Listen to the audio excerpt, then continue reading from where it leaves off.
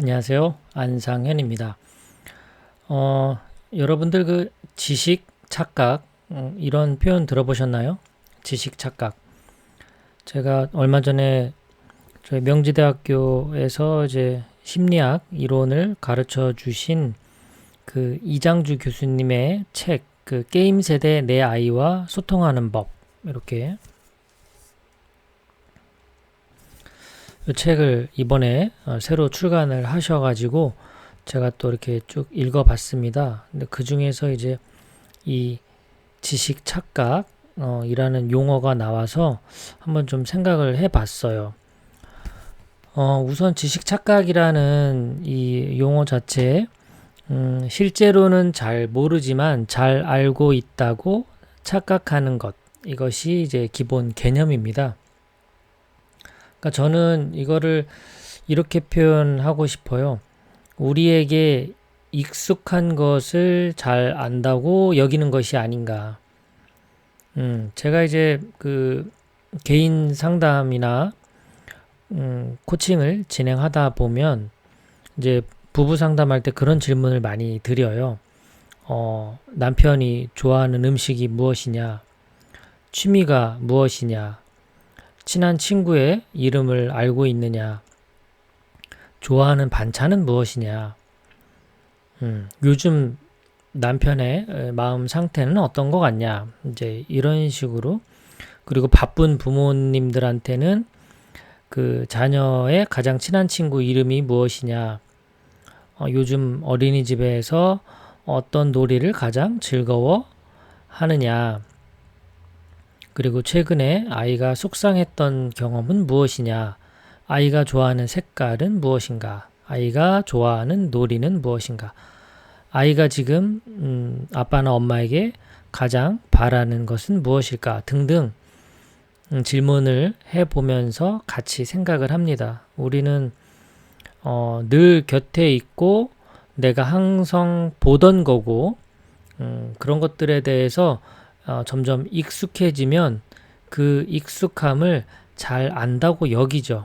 근데 실제로 무엇을 알고 있는지 물어보면 잘 모르죠. 저도 뭐 서울에서 지낸 지 20년이 넘지만 서울에 대해서 잘 알고 있다고 저는 생각하죠. 근데 막상 만약에 외국인 친구가 서울을 방문해서 제가 만약에 뭐 1박 2일 투어라도 한다 그러면 과연 얼마나 설명할 수 있을까 이렇게 생각해 보면 정말 착각입니다.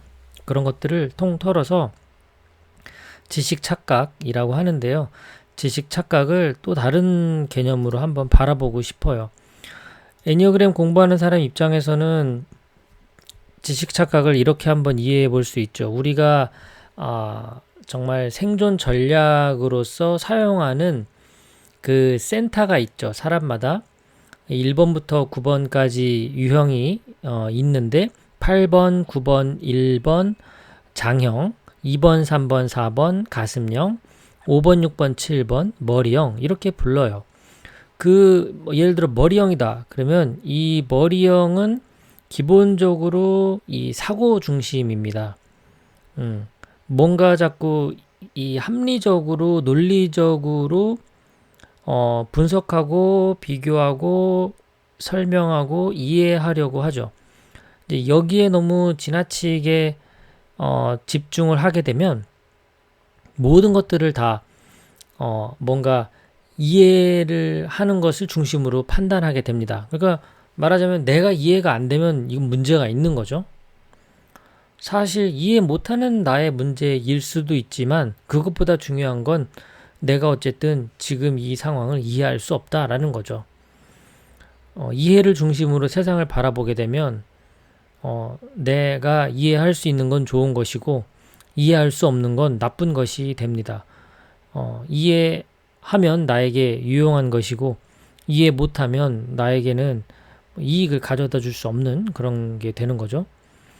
이렇게 이제 사고 중심으로 세상을 보게 되면 감정이 보이지 않죠.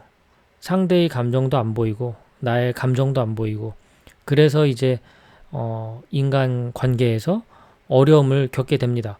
우리는 감정을 가진 동물인데 그런데 그런 감정이 쏙 빠지고 마치 AI, 기계와 같은 그런 모습으로 상대를 대하고 함께 지낸다라고 생각을 해보세요. 얼마나 주변 사람들이 힘들겠습니까? 정작 사고 중심의 이 머리형들은 그런 착각에 빠져 있다라는 것을 나중에야 알게 되는 거죠. 그러면 뭐 이제 가슴형 입장에서는 어떨까요? 이제 감정 중심으로 바라본다. 그러면 나의 느낌과 나의 생각과 내 감정 상태를 소중하게 여기죠. 또한 상대방의 그런 생각, 감정, 뭐 그런 것들을 또 존중하게 됩니다. 나도 중요하니까 상대도 중요하고 이제 이렇게 감정 중심으로 집중이 되면 어떤 문제가 생길까요? 이 상황이 객관적으로 안 보이죠. 왜냐하면 감정이라는 것은 주관적인 개념이잖아요. 기쁘다. 이게 이렇게 수치로 매길 수가 없잖아요. 나의 기쁨과 너의 기쁨을 비교할 수도 없고 내가 더 기쁘다. 내가 더 슬프다. 뭐 이렇게 말하기도 어렵죠. 그러니까 이것을 업무로 적용하기에는 무리가 따르게 됩니다. 힘들다. 뭐가 어떻게 얼마나 힘든 건지 사람에 따라 힘듦이 다 다르잖아요.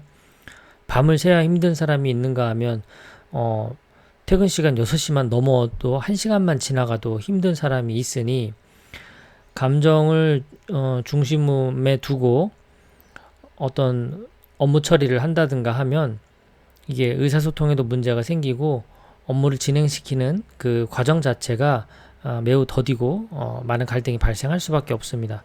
한마디로 이제 효과적이지 않고 효율적이지 않은 거죠. 그래서 뭔가 머리형 분들은 효율적이고 효과적인 방법을 자꾸 찾게 되고 이제 그에 반면 가슴형 입장에서는 인간적이지 않은 그런 면, 서로 배려하고 존중하고 공감하려 하지 않는다라는 측면에서 그런 실리주의자를 좋아하지 않게 되는 거죠. 반대로 이제 머리형 입장에서 가슴형을 보면 뭔가 이랬다 저랬다 하는 것 같고 우유부단해 보이기도 하고 주관성이 없어 보이기도 하고 어떤 현실 감각이 떨어진 뜬구름 잡는 그런 사람으로 보이기도 하고 이제 이렇게 보이겠죠. 이게 전부 이제 자기만의 착각에 빠진 겁니다. 우리가 그래서 심리 공부를 하고 애니어그램 공부를 하면서 내가 어디에 주로 집착하고 어디에 왜곡되어 있는지를 알게 됨으로써 그 반대편에 있는 그 전에는 관심 갖지 않았던 그 영역들을 끌어안으면서 이제 균형을 맞추기 시작하는 거죠.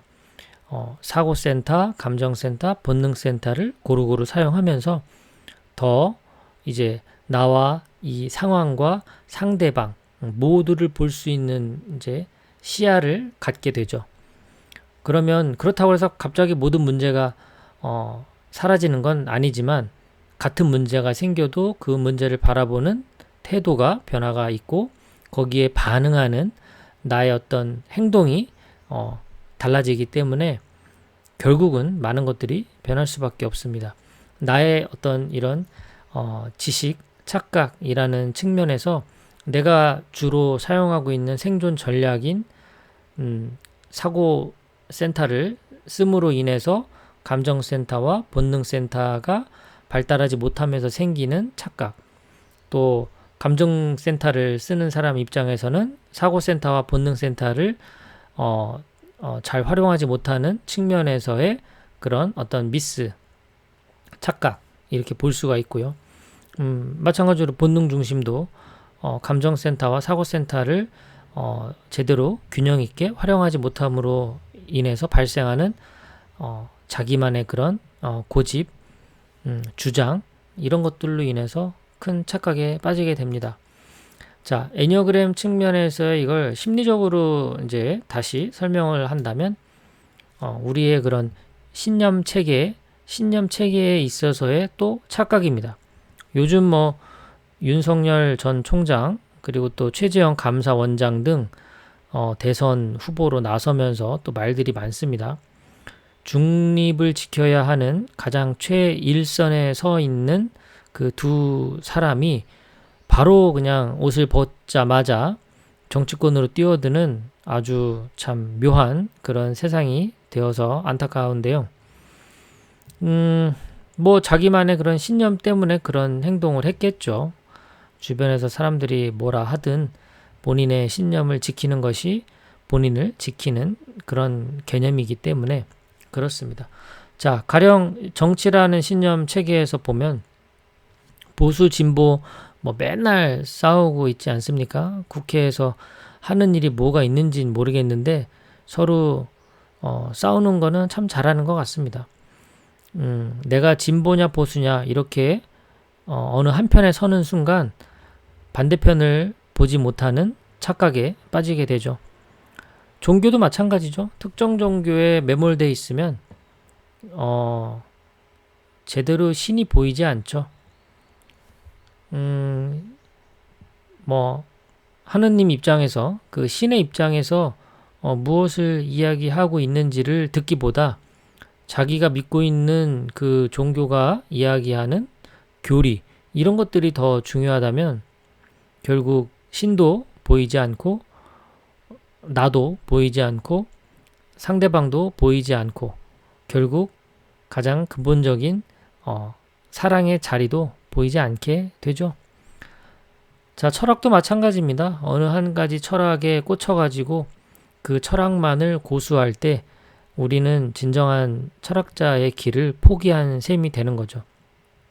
어느 한 철학을 자기 자신이 공부하고 체득함으로 인해서 그 철학 너머에 더 넓은 세상과 사람을 볼 수 있는 눈을 키우려고 하는 건데 오히려 한 가지 철학을 자기 자신과 동일시하면서 다른 철학을 무시한다든가 이해하지 못하는 그런 상황에 빠지게 되면 아주 커다란 지식 착각에 빠지는 거라고 생각합니다. 가치관도 마찬가지죠. 사람은 어떻게 살아야 한다라고 하는 그런 자기만의 신념을 너무 고착화시키게 되면 그것을 지키는 사람은 좋은 사람이고 지키지 못하면 나쁜 사람이 되어버리는 그런 가치관의 소유자가 됩니다.